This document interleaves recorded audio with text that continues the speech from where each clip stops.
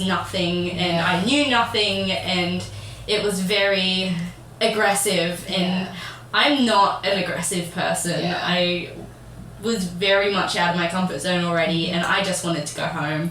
I ended up, that companion, we did not get along. By the end of our second 6-week period together, I remember emailing the president being like, you need to change one of us. Otherwise, I will go home. Like, really? Yeah, I'm dead serious. I'm like, I'm not staying here if you leave me with her. Like, you'll, like, I will get on the plane myself. So for those who don't know, like, a trainer in the mission field, like, that's just somebody, like, who's on their mission but has been in the field longer. So this person, like, you know, she probably would have been not much older than you were. She was younger than me. Oh, really? Oh my god, I just remembered something else, but yes. Oh, wow. So she was younger than you, and she just, like, as soon as you got there, just made you feel like shit. She's just like, I'm in charge now, and you are not good enough. Pretty much, I am the captain now. Yeah, pretty much. And she had only just finished her training as well, so... Right. Okay. Yeah, that was amazing. So and she's just like, well, I hold all the power now. Yeah, pretty much. And I remember just being so excited to, like, go out and preach the gospel to people, and she was like, you need to stop with that attitude, because I was ready to, like, sit and plan and, like, go out and, like, I had the golden, what's it called, like, the golden spark or something that they call it. Like, I was ready to go, and she just, like, crushed that flame in me, and I was like, well, cool. Nice. But to be fair, welcome to the mission. I may have stolen her boyfriend, so I was this pre-mission? Yes. Oh, well, that's why she hated you. But I didn't even know until we were on the mission. I remember lying in bed, because she's from here as well, and I remember being like, oh, do you know this guy? And she was like, oh yeah, we were supposed to go to, like, this ball together, but he ended up cancelling on me at the last minute.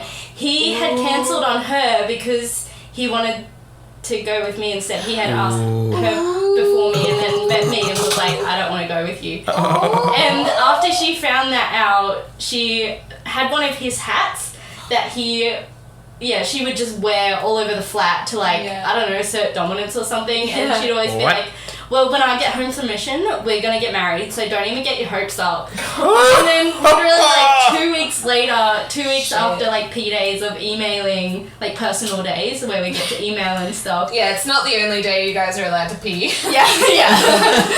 But yeah, I remember getting in the car and she's like, has this guy emailed you? He hasn't emailed me in, like, a couple weeks.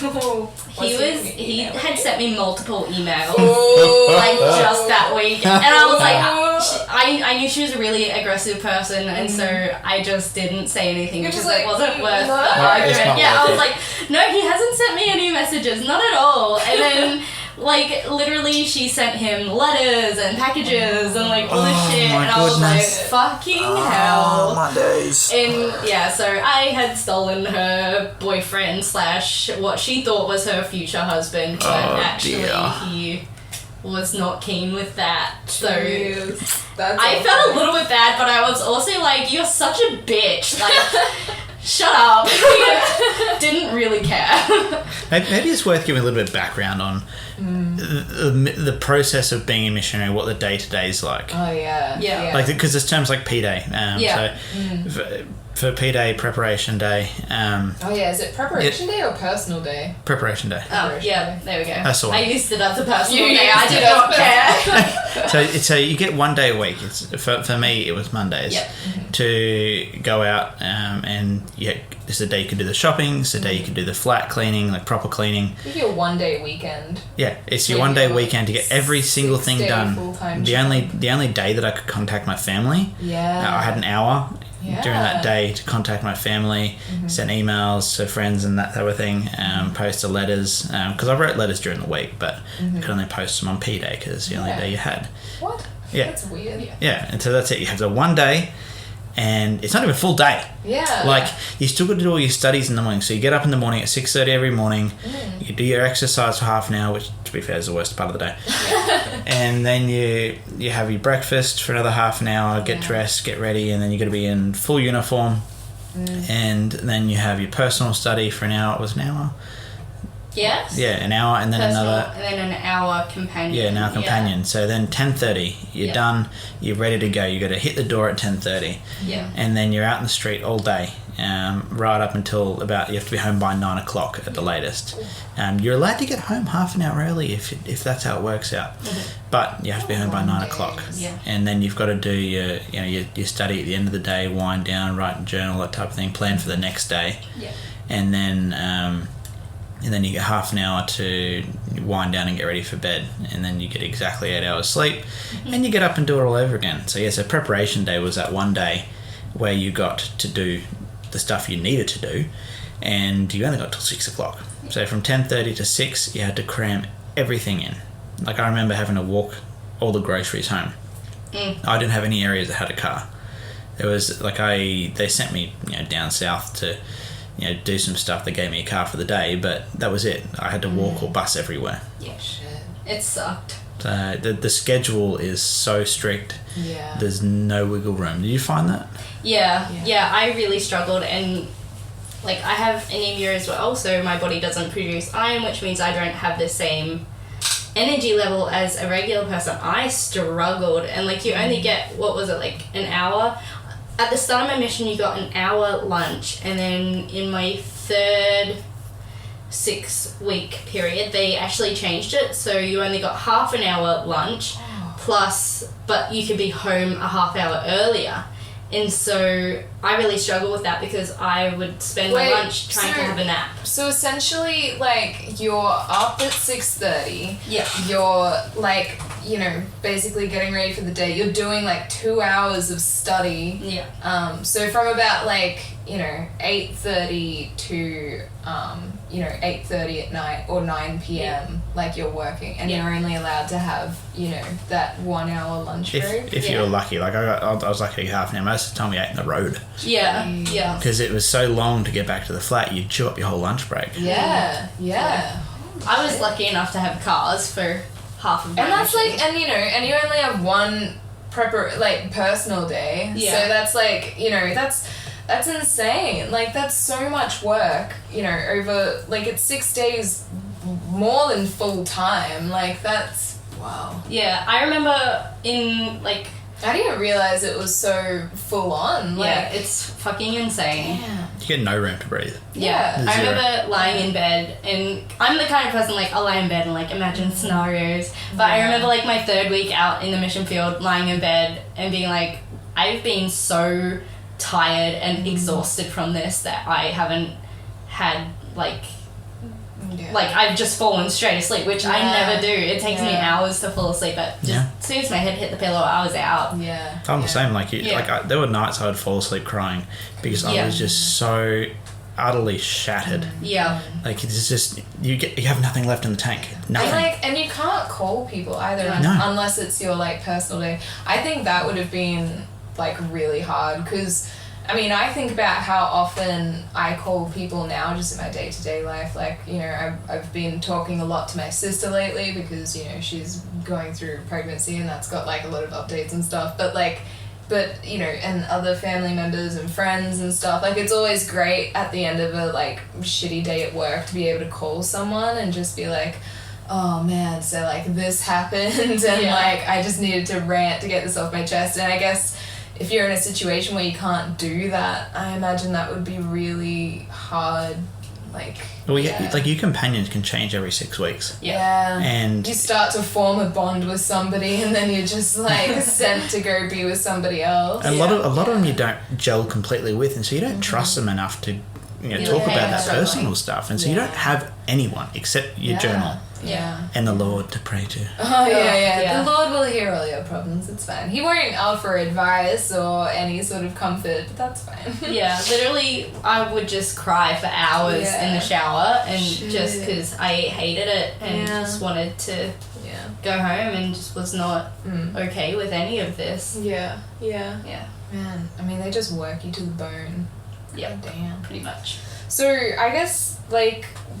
something I wanted to kind of ask about was just kind of the crazy mission rules. So obviously, like, there's the whole you only, like, you have to work basically all day, and then you only have that one personal day out of every week to do anything really for yourself. What other kind of crazy rules were there on the mission? Like, what was the dress code? Because I think that's changed a little bit now. Like, for women, I think women are allowed to wear pants it's now. like a little bit more relaxed. You had to wear, like, skirts and dresses the whole time, right? The new updated dress standards came in a couple weeks before I left. Mm-hmm. So, and women were allowed to wear dress slacks. Mm-hmm. According to whatever the mission president saw fit. So we were allowed to wear them when we were door knocking and stuff like that, but if we had a meeting or something, we had to wear skirts and to wear their Sunday best. Sunday best. Yeah. But our mission president advised against wearing slacks. Really? Yeah, so he was just like, just don't do it. Misogyny. Yeah. Why does it matter? Like, women wear skirts. I think the number one and utmost horrible rule: never be alone. Yeah. Oh, ever. Yeah. Like, the only time you're alone is when you're in the bathroom, and even if you're in there too long, you won't be alone for very long. Shit. Yeah. Like, they'll come knocking. Damn. Literally, yeah. They're just like, Elder, you've been on that toilet for like over 5 minutes. I don't think you need to be pooping that much. Get out here. I got so you got good. people to teach. I got so good at sounding like I wasn't crying. Oh, really? She would knock on the door. Sister, you've been in the shower for so long. What are you doing? I'm shaving my legs. Yeah, I'm shaving. That's the thing. You're just never alone. Like, the only other time you can be alone is when you've been approved to split, but then you're with someone else anyway. Yeah. Or you're with the mission president, so you're with someone else anyway. Mm-hmm. And that's it. Or in the temple. Yeah. If you're in the temple, you're allowed to be alone, but you're never really alone because Jesus is walking beside you there. Yeah. But that's it. You never ever have alone time. You share a room with someone. Like, they're there next to you. Yeah, right. And you eat with them, you sleep with them. Well, hopefully you don't sleep with them because they're some pretty ready companions. So, I mean, if that had been better looking, then maybe. But but that's it. You're just never alone, and it's it's so difficult. That's one of the hard parts I found because I'm a pretty private person. I like to have my alone time and to just chill out on my own. And after getting home from a massive day, you have dinner at like 6 o'clock, and then usually you'd be like, cool, I can relax. Now we're gonna go back out again. Yeah. And I'm going to be with them until I get home, and then you get half an hour to wind down. Hey, what and are you guys doing after dinner? Like,